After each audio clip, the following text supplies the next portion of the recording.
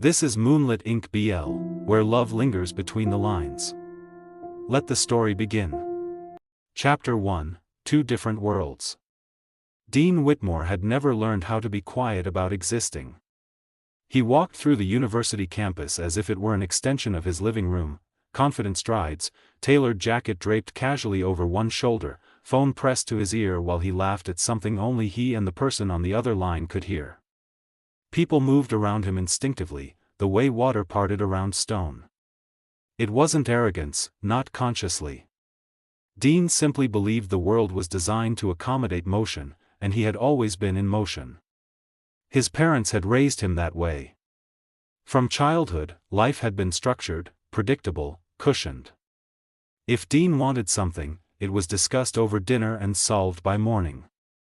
Problems were temporary inconveniences. Doors opened when knocked upon. That was how things worked. That was how they had always worked. On the second floor of the architecture building, Sean Calder learned how to disappear. He sat near the back of the lecture hall, hood pulled low, notebook open to pages filled with precise sketches rather than notes. His pencil moved constantly, not because the professor demanded it, but because stillness made him uneasy. He preferred motion he could control. Sean had learned early that attention invited loss. His mother had died before he could remember her voice. His father had stayed long enough to leave an impression and then, one day, simply didn't come home. No explanation. No goodbye. Just absence, settling into the corners of their apartment like dust. By 15, Sean understood that survival required discipline. Quiet. Self-reliance. He learned how to stretch meals, how to read scholarship contracts, how to thank neighbors without sounding desperate. He learned not to want things too loudly. College was not a dream fulfilled, it was a strategic victory. That was how Sean saw it as he sat in his elective economics class, surrounded by students who spoke casually about internships abroad and summer homes. He didn't belong here, but he had earned his seat, and that mattered more than comfort. It was there, between the hum of fluorescent lights and the shuffle of pages, that Dean noticed him for the first time. Dean had arrived late, slipping into the seat beside him with the ease of someone who never worried about being unwelcome.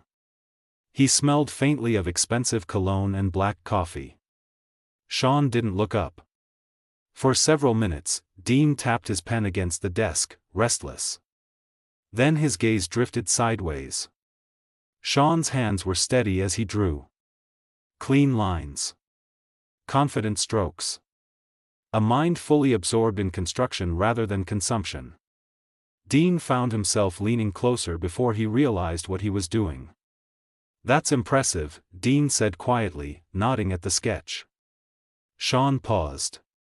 He lifted his head slowly, green eyes sharp but guarded, as if assessing whether the interruption was worth acknowledging. His gaze flicked from Dean's face to the pen in his hand, then back again. "It's just a concept," Sean replied. His voice was calm, unremarkable, deliberately so. Dean smiled anyway. "Still. Most people just doodle boxes." Sean hummed noncommittally and returned to his drawing. Conversation closed. Dean should have left it there. He usually did when people didn't engage, after all, there were always others who would. But something about Sean's detachment snagged at him, like a question unanswered. They didn't speak again that day. Or the next. Or the week after. Yet Dean began to notice patterns. Sean always arrived early. He always sat alone. He never joined group discussions unless called upon, and when he did, his answers were precise, thoughtful, gone the moment they were delivered. Sean, meanwhile, noticed Dean without trying. Noticed how easily he laughed. How people gravitated toward him. How professors seemed more indulgent when Dean spoke. He noticed the expensive watch, the shoes that never scuffed, the casual mentions of restaurants Sean could never afford. Sean categorized him quickly and efficiently. Untouchable. Temporary. Irrelevant. Their worlds intersected only because the university demanded it. And then, one afternoon, Sean's phone rang. The number was familiar. Unwelcome. Yes? Sean answered quietly, stepping outside the library. The conversation was brief. Polite. Final. When the call ended, Sean stood frozen beneath the gray sky, the weight of it pressing down on his chest. His landlord needed the unit vacated by the end of the week. Renovations. Nothing personal. It was always nothing personal. That night, Sean lay awake in his narrow studio apartment, staring at the water-stained ceiling. His mind moved rapidly, calculating options that didn't exist. Shelters were full. Friends were few. Pride was a luxury he couldn't afford. By morning, exhaustion settled behind his eyes like a bruise. Dean found out by accident. He overheard two classmates whispering in the hallway, something about Sean, about packing boxes, about how rough he has it. Dean paused, curiosity sharpening into concern before he could stop it. Later that day, he caught Sean outside the architecture building, shoulders hunched beneath a backpack that looked heavier than it should have been. "Hey," Dean said, jogging to catch up. "Can I ask you something?" Sean stopped reluctantly. "What?" "I heard you're moving." Dean's brow furrowed. "Everything okay?" Sean considered lying. It would be easier. It would be safer. But fatigue won. "My lease ended," he said simply. Dean studied him for a moment longer than necessary. Then, without ceremony, "I've got a spare room." Sean blinked. "What?" Dean shrugged. "My apartment. It's close to campus. You can stay until you figure things out." The offer landed awkwardly between them. Sean's first instinct was refusal. His second was fear. His third, quiet, practical, was survival. "I can't pay much," Sean said carefully. "That's fine," Dean replied immediately. "You can just help out around the place. Cleaning, groceries, that kind of thing." "A transaction." "Defined." "Contained." Sean nodded slowly. "Temporary," he said, more to himself than Dean. Dean smiled. Of course. Neither of them understood, then, that this was the moment their worlds cracked open, just enough for something fragile and dangerous to slip through. That night, as Sean packed his belongings into two worn bags, and Dean unlocked his apartment door to a space he had never truly shared before, the distance between them shrank from miles to mere walls. Two different worlds, suddenly breathing the same air. And neither was prepared for what that would cost. Chapter 2, An Uneven Arrangement. Dean's apartment sat on the 12th floor of a modern building overlooking the city, glass, steel, and quiet luxury. The kind of place where the hallways smelled faintly of cleaning solution and money, where the elevator doors opened without a sound. Sean stood just inside the doorway with his two bags at his feet, unsure where to put himself. Make yourself comfortable," Dean said, already shrugging off his jacket and tossing it over the back of a chair. "The spare rooms down the hall. Bathrooms shared. Kitchens, well, obvious." Sean nodded. He always nodded. It was easier than asking questions that might expose how unfamiliar all of this felt. The apartment was too clean. Too open. The living room stretched wide, uncluttered, sunlight spilling in through tall windows.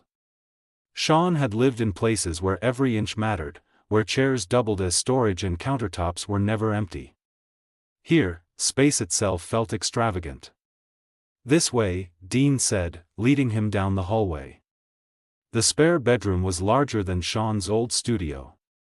A neatly made bed. A desk untouched by use. A closet that echoed when opened. Sean swallowed. "This is more than fine," he said, carefully neutral. Dean grinned. "Told you."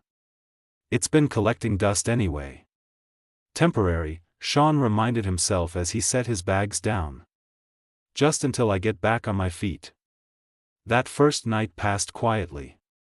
Sean lay awake longer than he meant to, listening to unfamiliar sounds, the hum of the refrigerator, the distant traffic below, Dean moving around in the living room. He felt like a guest who had overstayed without meaning to. In the morning, Sean woke at 6 out of habit. By 7, the kitchen smelled like rice and eggs. Dean wandered in half asleep, hair sticking up, phone clutched loosely in one hand. He stopped short when he saw Sean at the stove. "Oh," Dean said. "You're up early." Sean glanced over his shoulder. "I hope that's okay." Yeah, of course." Dean yawned. "You didn't have to." "It's part of the arrangement," Sean replied gently.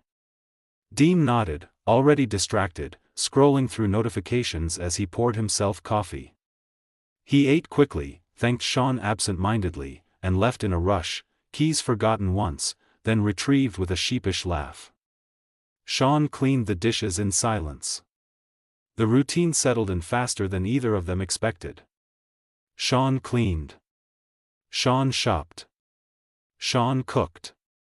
He moved through the apartment with quiet efficiency, learning Dean's preferences without being asked: less salt, black coffee, groceries stocked before they ran out. It was easier to anticipate needs than to negotiate them. Dean noticed, vaguely. He noticed food appearing when he was hungry. His laundry folded when he forgot it in the dryer. The apartment staying immaculate no matter how many people passed through. He didn't question it. Friends came over often. They filled the living room with noise and laughter, music turned just a little too loud. Bottles clinked. Shoes scattered near the door. Someone always spilled something. Sean stayed in his room. He sat at the desk with his laptop open, headphones on, sketching late into the night. His 3D architectural project consumed him, an intricate model he had been refining for weeks. It was more than an assignment. It was proof. Of skill. Of discipline. Of worth. Sometimes, through the thin walls, he heard Dean laughing. Sean told himself he didn't mind. But small things began to accumulate. "Hey, Sean," Dean called one evening, not looking up from his phone. "Can you clean up after we're done? We're heading out." The table was littered with plates Sean hadn't used. Sean paused. Then nodded. "Sure. Another time, I'm out of milk. Can you grab some?" Sean was already carrying groceries. Dean never said it unkindly. Never demanded. But the words stacked up, one on top of another, until they felt heavier than they should have. Sean began spending more time in his room. He kept his door closed even when the apartment was quiet. He worked until his eyes burned, telling himself exhaustion was better than resentment. He reminded himself that this was still better than sleeping on a bench, better than wondering where his next meal would come from. Gratitude, he told himself, should be enough. But sometimes, late at night, he stared at his unfinished model and felt something sour twist in his chest. He wasn't just staying here. He was disappearing again. Dean, for his part, sensed the distance without understanding it. Sean spoke less. Ate quickly. Avoided eye contact. Dean noticed the absence the way one notices a light left on in another room, not urgent, but faintly irritating. He told himself Sean was just busy. Architecture students always were. And yet, occasionally, Dean caught himself pausing in the kitchen, listening for the low hum Sean made when he cooked. Or glancing down the hallway, wondering why Sean never joined them anymore. He didn't follow the thought far. Not yet. Because neither of them was ready to name what the arrangement truly was. And neither noticed how uneven the ground beneath them had already become. Chapter 3, Invisible Lines. The first time Sean realized something was wrong, it wasn't because of a fight. It was because Dean stopped asking. "Hey, can you," became Sean, the trash. "Do you mind if," turned into, "I need this done before tonight." The words themselves were never sharp. Dean's tone remained casual, almost friendly. That, somehow, made it worse. There was no anger to push back against, no clear offense to name, just an assumption that Sean would comply. And Sean did. Because pushing back required energy. Because confrontation risked instability. Because survival had taught him that endurance was safer than resistance. So he cleaned. He wiped counters smeared with fingerprints that weren't his. He gathered empty bottles after Dean's friends left, the smell of alcohol lingering long after the laughter faded. He folded blankets draped carelessly over chairs, returned shoes to the rack, erased evidence of other people's comfort. Then he retreated to his room. Behind the closed door, Sean allowed himself one thing: focus. His 3D architectural project took shape slowly, deliberately. It was a mixed-use residential design inspired by alpine structures, clean lines, sustainable materials, open spaces that breathed instead of crowded. Large windows dominated the facade. In his mind, he placed it somewhere far away. Innsbruck, Austria. He had read about it obsessively, about how the city sat cradled by mountains, about how the light changed with the seasons, how the air felt cleaner somehow. A place where structures respected the landscape instead of conquering it. A place that didn't feel temporary. At night, Sean worked with his headphones on, the soft hum of instrumental music blocking out the sounds of Dean's apartment. The glow of his screen lit his face as he adjusted angles, tested shadows, refined proportions. This mattered. This was his future. Outside his room, life continued without him. Dean's friends came and went freely now. They sprawled across the living room, voices loud, laughter careless. Someone always turned the music up too high. Someone always leaned against furniture they shouldn't. Dean enjoyed it. He liked being surrounded by noise, by people who expected nothing of him except presence. He never noticed Sean slipping past them to the kitchen, nor the way Sean's shoulders tightened every time someone laughed too loudly near his door. One evening, as Sean returned from the grocery store, bags cutting into his palms, Dean intercepted him near the entryway. "Oh, good timing," Dean said. "Can you clean the living room later? We've got people coming over." Sean hesitated. He looked past Dean, at the space already tidy from the night before. At the couch cushions straightened, the coffee table wiped clean. "I have a deadline," Sean said carefully. "A big one." Dean waved a hand dismissively. Yeah. Just later then." Later never meant later. It meant after. Sean nodded and walked to the kitchen, unloading groceries in silence. His chest felt tight, but he ignored it, the way he ignored hunger when money was short. This is still better than nothing, he reminded himself. That night, the party was louder than usual. Sean stayed in his room, door shut, working intensely. His model was nearly complete, just a few refinements left. He lost track of time, lost himself in details, in the quiet satisfaction of creation. Then, laughter. Too close. A sudden crash. Sean's heart stuttered. He yanked off his headphones and stood just as his door flew open. "Whoa, sorry, man," one of Dean's friends slurred, stumbling backward with a drink in hand. Liquid splashed across the desk. Across the model. "No." Sean rushed forward, hands hovering helplessly as liquid soaked into delicate printed components. The screen flickered. The structure warped, collapsing inward. Weeks of work buckled in seconds. Dean appeared behind his friend, brows knitting together. "What happened?" Sean stared at the ruins of his project, his breath shallow. His mind went blank, then flooded all at once. "My project," Sean said. His voice shook despite his effort. It was due next week. Dean looked from the desk to Sean, irritation flashing briefly across his face. It's just a model, right? You can redo it. Just. Sean laughed, a short, incredulous sound.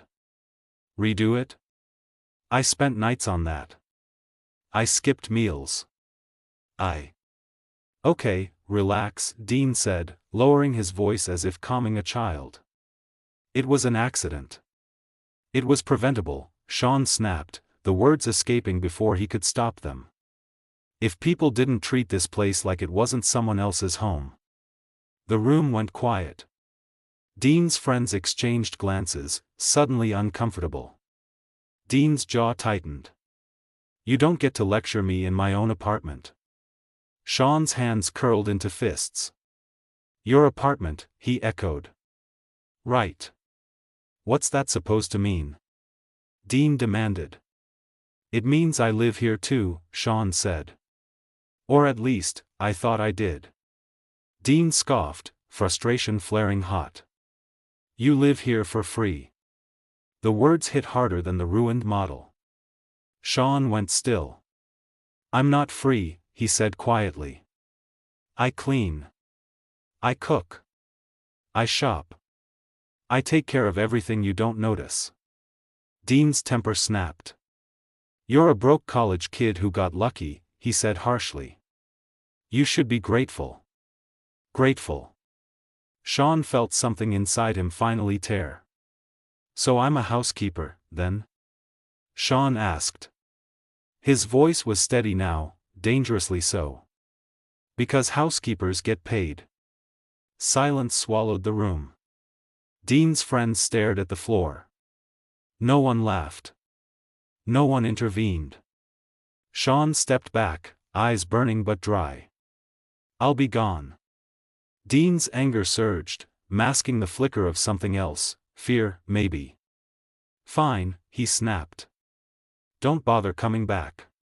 Sean didn't respond. He picked up his backpack, careful not to look at the desk again. He paused only once, hand resting briefly on the doorframe, as if memorizing the shape of it. Then he walked out. The door closed softly behind him. Too softly for something that would fracture both their lives. Dean stood frozen, chest heaving, pride roaring in his ears. He told himself he was right. That Sean had crossed a line.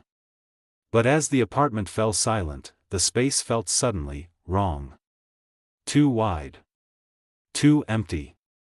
And for the first time since they met, Dean felt something he didn't recognize. Loss. Chapter 4, Absence. The apartment stayed quiet the next morning. Dean noticed it the moment he woke up, no soft clatter from the kitchen, no faint hum drifting down the hallway.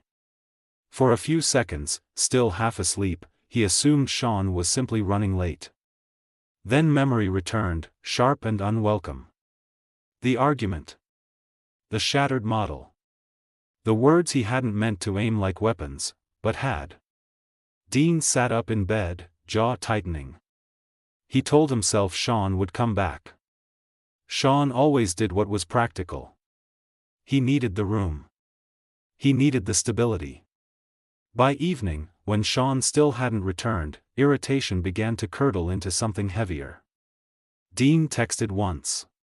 Did you cool off? No reply. He told himself not to care. Classes filled the days. Deadlines stacked.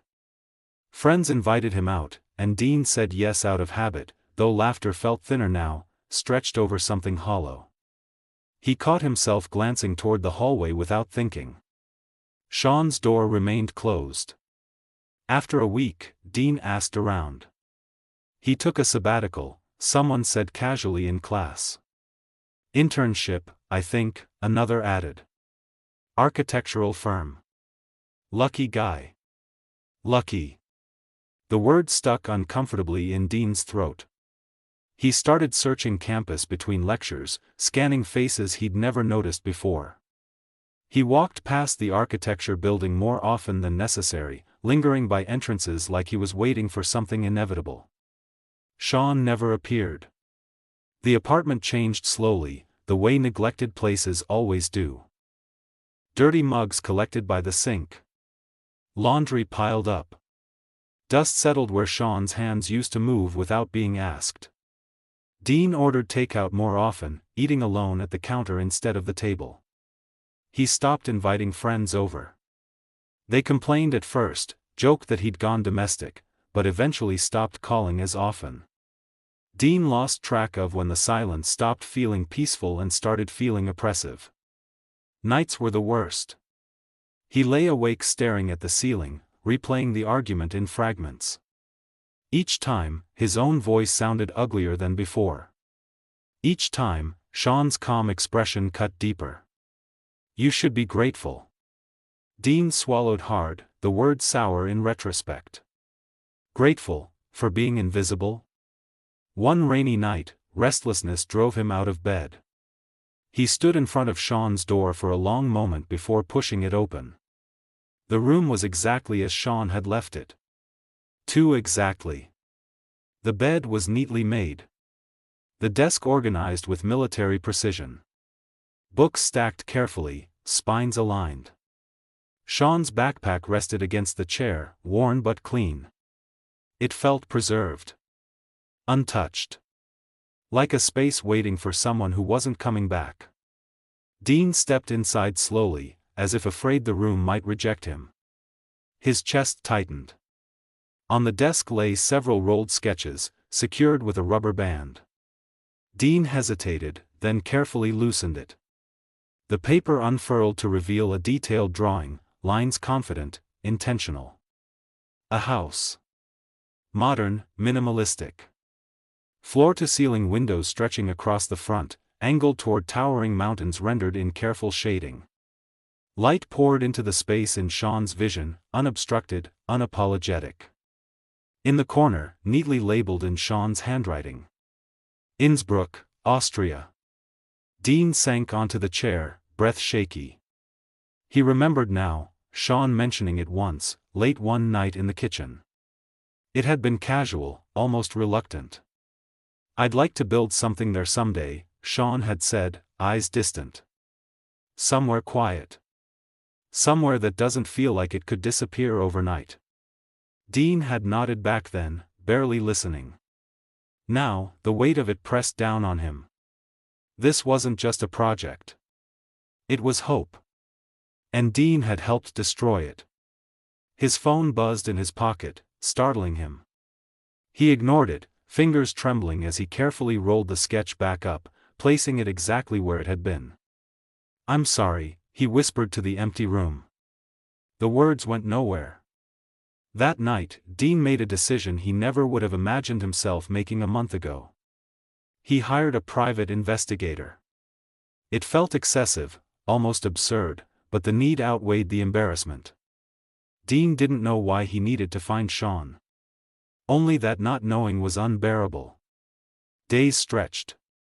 Sean, meanwhile, was surviving the way he always had. The internship was demanding, unpaid, and exhausting, but it came with structure. A small room on the other side of the city. Quiet streets. A door that locked. He worked during the day, learned during the night, and told himself not to think about Dean. It was easier than acknowledging the hollow ache that still lingered when he cooked for one. 2 weeks after Sean left, the PI called. Dean stood in the middle of his apartment, phone pressed tightly to his ear as details spilled out: address, firm name, confirmation of employment. Then photos. Dean sat down hard on the couch as he scrolled through them. Sean outside a building, sleeves rolled up, hair neatly styled. Sean laughing with someone just out of frame. Sean holding rolled blueprints under one arm. He looked okay. Better than okay. Dean's chest constricted painfully, relief tangled with something sharp and selfish. Sean had moved on. Dean stared at the photos long after the call ended, fingers brushing the screen as if he could feel the warmth of Sean's presence through glass. The apartment felt unbearably empty. And for the first time in his life, Dean understood something fundamental. Money could replace furniture. Connections could find people. But none of it could undo the damage he had caused with a single, careless sentence. Dean stood abruptly, grabbing his keys. If there was even the smallest chance. If Sean would listen. He had to try. Even if it took him to the other side of the city. Even if it meant facing the person he had hurt the most. Because a month without Sean hadn't been freedom. It had been punishment. Chapter 5, Finding You. The city stretched endlessly beneath the windshield. Dean drove with the windows cracked open, cold air threading through the car as dusk bled into night. Traffic lights blurred into red and gold streaks, each mile marker ticking away like a metronome he couldn't slow. 2 hours, the PI had said. 2 hours to reach the other side of the city. 2 hours to decide what he would say if Sean shut the door in his face. Dean rehearsed apologies out loud, then abandoned them. Each one sounded insufficient. Each one sounded like a version of himself he no longer trusted. I didn't mean it. I was angry. I didn't think. None of it felt true enough. What felt true was the ache that had settled beneath his ribs weeks ago and refused to leave. What felt true was the image of Sean's room, preserved, waiting, like a held breath that never released. By the time Dean reached the neighborhood, the rain had started. It was a quiet part of the city, the kind of place that didn't demand attention. Low buildings. Narrow streets. Lamps that cast warm halos on wet pavement. Dean parked across the street and sat for a moment, hands gripping the steering wheel. He was afraid. Not of rejection, though that hovered close, but of seeing indifference in Sean's eyes. Of discovering that whatever had torn him apart these past weeks had already healed cleanly for someone else. Dean stepped out into the rain anyway. The building was modest but well kept. He climbed the stairs slowly, heart pounding harder with each step. When he reached the door listed on the PI's report, he hesitated again. Then he rang the bell. Footsteps approached on the other side. "Who is it?" Sean's voice came through the door, cautious, steady. Dean swallowed. "It's me." Silence. For a long, breathless second, Dean wondered if Sean would simply walk away. Then the door opened. Sean stood there in a button-up shirt with the sleeves rolled to his elbows, black slacks pressed neatly. He looked older somehow, more grounded. His green eyes widened just slightly before he schooled his expression back into neutrality. Dean felt his chest cave in. He must have looked terrible. He knew that. His hair was unkempt, jacket damp with rain, dark circles carved beneath his eyes. He hadn't slept properly in days. "Dean," Sean said finally. The sound of his name in Sean's voice, calm, unguarded, nearly broke him. "I'm sorry," Dean blurted, the words tumbling out before he could stop them. "I shouldn't have come without calling, I needed to see you." Sean stepped back, opening the door wider. "You're going to get the floor wet." It wasn't warmth. It wasn't rejection either. Dean took it gratefully. The apartment was small but tidy. Minimal furniture. A faint smell of detergent and something warm, soup, maybe. It felt lived in, intentional.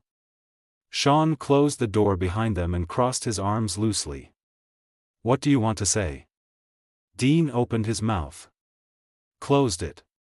Then, quieter, "I was cruel." Sean didn't respond. He waited. "I took advantage of you," Dean continued, voice rough. "I pretended it was an arrangement, but I stopped treating you like a person. I said things I can't take back, and I don't expect forgiveness. I just needed you to know that I know how wrong I was." Sean studied him, face unreadable. "I never meant to hurt you," Dean added. "But I did." The rain tapped softly against the window. Sean exhaled. "I know." Dean blinked. "You do?" Sean nodded once. You didn't understand what you were saying. People who've never had to worry about losing things usually don't. The words weren't sharp. They were factual. That hurt more. I'm not angry, Sean said after a moment. Not anymore. Relief surged too fast. Dean caught it, restrained it. I know my place, Sean continued quietly. I always have. I didn't expect anything more from you. And I don't blame you. Dean's chest tightened painfully. I do, he said. I blame myself. Sean frowned slightly, confused. Dean took a step closer, rainwater dripping from his jacket onto the floor. I missed you, he said. Every day. I missed you so much it made me sick. Sean froze. I didn't know what it was at first, Dean went on, voice shaking now. I thought it was guilt. Or habit. But it wasn't. It was you. The way you were there. The way the apartment felt alive because you were in it. His breath hitched. I don't know when it happened, Dean whispered. I just know that a month without you felt like torture. Like I lost something I didn't even realize I'd been holding. Sean stared at him, stunned. And then Dean broke. The tears came without warning, hot, unstoppable, dragging sobs from somewhere deep and unguarded. Dean bowed his head, shoulders shaking, apologies spilling out between breaths. I'm sorry, he choked. I'm so sorry. Please, just let me make it right. Sean had never seen anyone cry for him. Not like this. For a heartbeat, he stood frozen, unsure what to do. Sympathy warred with something quieter, more dangerous, the ache of being needed. Slowly, Sean reached out and wrapped his arms around Dean. Dean collapsed into him immediately, gripping Sean's shirt like a lifeline, burying his face against his shoulder. Sean felt the tremor of his breath, the weight of his regret. They stayed like that, time stretching thin around them. When Dean's breathing finally evened out, Sean spoke softly. What are we doing? Dean laughed weakly, still clinging to him. I don't know. He pulled back just enough to look at Sean, eyes red and earnest. I just know I don't want to lose you again.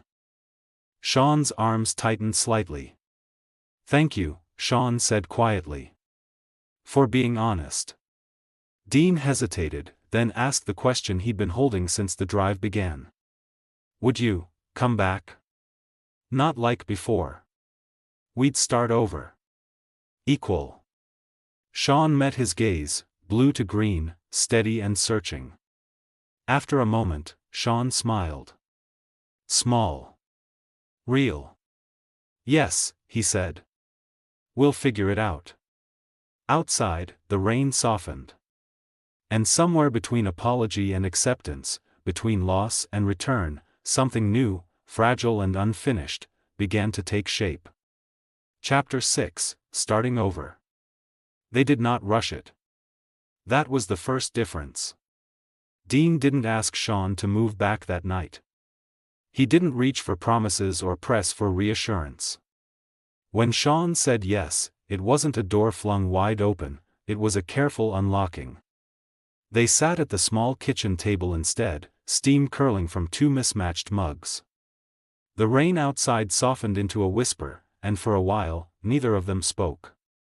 Sean broke the silence first. If I come back, he said carefully, it can't be like before. Dean nodded immediately. I know. No arrangements that make one of us smaller, Sean continued. No assuming. No keeping score. Dean swallowed. I want to do this right. Sean studied him, searching for the reflexive defensiveness he had grown used to in people with power. When he didn't find it, something in his chest loosened. I'll keep the room, Sean said. But I won't be your housekeeper. You won't be, Dean replied. You'll be my roommate. The word landed differently this time. Balanced. Intentional. Sean allowed himself a breath. Then I'll move back this weekend. Dean smiled, not wide, not triumphant. Just relieved. The drive back to the apartment days later felt nothing like the first time. Sean arrived with one suitcase instead of two, lighter now, not in possessions, but in posture. Dean waited by the door, hands fidgeting uselessly, as if unsure whether offering help might cross a line. "Want me to take that?" Dean asked. Sean considered, then handed him the bag. Yeah. It was a small thing. It felt enormous. The apartment looked different too. Cleaner, yes, but not pristine. Lived in. Dean had clearly tried, and the effort showed in uneven ways. Some things were overdone, others forgotten. Sean noticed immediately, but instead of irritation, he felt something unexpected. Care. They fell into a new rhythm slowly. They made a chore list together.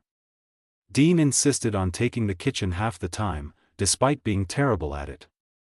Sean learned to let him fail without stepping in. Groceries were discussed, not assumed. Dinners were shared, not silently, not separately. Sometimes they talked about school. Sometimes they talked about nothing at all. Dean learned that Sean liked quiet mornings. Sean learned that Dean worked better with background noise. They adjusted without resentment, without words most of the time. What neither of them addressed, yet, was the way the air between them had changed. Dean noticed it first. The way his attention followed Sean through rooms. The way he lingered at the table after meals, just to keep the moment going. The way Sean's presence no longer felt like comfort alone, but like something warmer, more dangerous. Sean noticed too. He noticed how Dean listened now. How he asked questions and waited for answers. How he apologized without being prompted.